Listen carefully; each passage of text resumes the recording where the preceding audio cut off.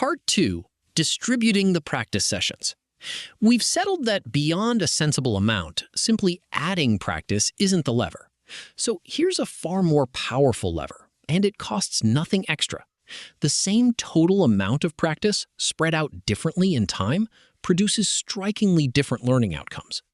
This is the study of practice distribution, sometimes called the spacing of practice, and it's one of the oldest topics in our field. Hugely popular for research from the 1930s through the 1950s, and still studied today because it matters so much in real teaching, coaching, and rehab settings. The core contrast is between two kinds of schedules, massed and distributed, which we'll define carefully in a moment because the terms are slipperier than they look. Then I'll make an important distinction. Distribution actually covers two separate questions, and they have different answers, so we have to keep them apart. Part 2 tackles the first question, the length and frequency of whole practice sessions. And the answer there is clear and useful. Shorter and more frequent wins. Let's define our terms. Let's pin down massed versus distributed practice, because researchers use these terms in a relative way rather than with fixed numbers. The key is that each schedule has two ingredients, active practice, or work time, and rest, and the terms are defined in relation to each other by the ratio of work to rest.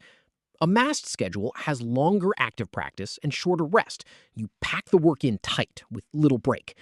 A distributed schedule takes the same total amount of practice and spreads it out with shorter bouts of work and longer rests in between. So massed means crammed together. Distributed means spaced out. Now, these definitions are admittedly vague. There's no magic number of minutes that separates them, but that vagueness is deliberate and necessary because the situations we apply them to vary so wildly, from a 90-second balance trial to a 12-week training program. Massed and distributed only make sense as comparisons. This schedule is more massed than that one. Keep that relativity in mind, because in Part 3, we'll apply these same two words to a completely different timescale, the gap between individual trials, and they'll mean something different there. Which brings me to a distinction we have to make explicit before going further. Before we look at the evidence, I have to separate two questions that both hide under the word distribution, because confusing them is a classic source of error, and they have genuinely different answers. The first question is about the length and frequency of whole practice sessions. Should you have fewer longer sessions or more shorter ones?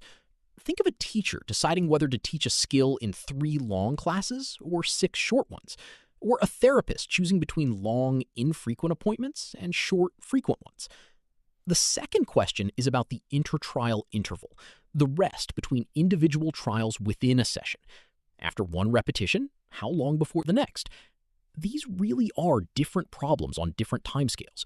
One is about how you carve up days and weeks, the other about seconds between reps. And here's why we must keep them apart. The research gives a clean, single answer to the first question, but the answer to the second one actually flips depending on the type of skill. Part 2 is entirely about the first question, sessions. Part 3 is entirely about the second, intertrial intervals. So let's answer the session question now. And it's good news because it's clear. For the length and frequency of sessions, the research lands firmly on one side. Distributed practice wins.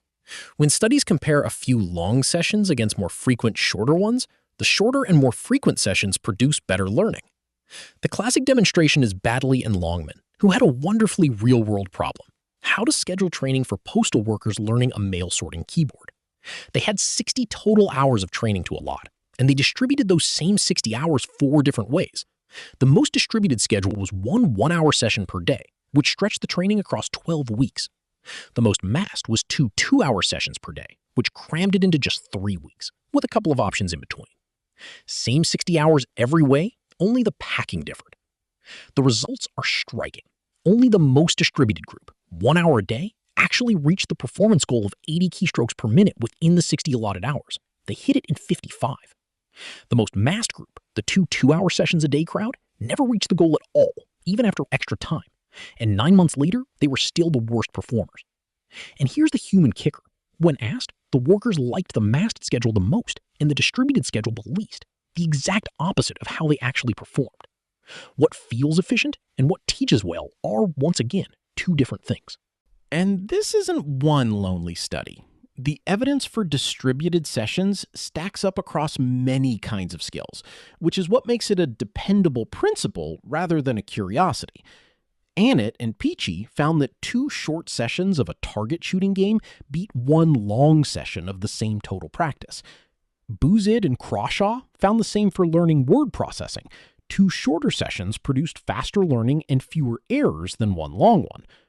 Shea and colleagues showed that distributing practice of a continuous balance task and a discrete key press task across 2 days beat massing it all into 1 day, and the advantage held up on a retention test. And Dale and Christina worked with novice golfers learning to putt. One group hit all 240 practice putts in a single day, another spread them over 4 days at 60 a day. The distributed group putted better at the end of practice, and more importantly, stayed better on retention tests 1 day and 7 days later. There's even a metacognition twist that echoes the last chapter. The distributed golfers more accurately predicted their own retention performance, while the massed group misjudged theirs. Across discrete and continuous skills, open and closed skills, the principle holds. Shorter, more frequent sessions learn better than longer, fewer ones. The research won't hand you exact magic numbers, but as a planning principle for any unit or rehab program, this one is gold. So why does spacing work so well? Why does spreading sessions across more days beat cramming them? 3 explanations, and they probably all contribute. First, fatigue. Massed schedules pile up physical and mental tiredness, and a fatigued learner both performs and learns worse. In the balance and putting studies, the massed groups were doing a lot of effortful work with little rest. Second, reduced cognitive effort. When practice goes on in one long, monotonous block, it gets boring, and learners start coasting, investing less mental effort in each trial, which we already saw earlier in this chapter diminishes learning. Notice a telling detail in those studies. The massed groups didn't fall behind at the start. Their only performance dropped off in the later trials of a long session, exactly when fatigue and boredom would bite. Third, and most interesting, memory consolidation. Turning a fresh, fragile memory into a stable, lasting one is a biological process that takes time, and crucially, time without more practice of the same skill. Distributing sessions across days builds in those consolidation windows.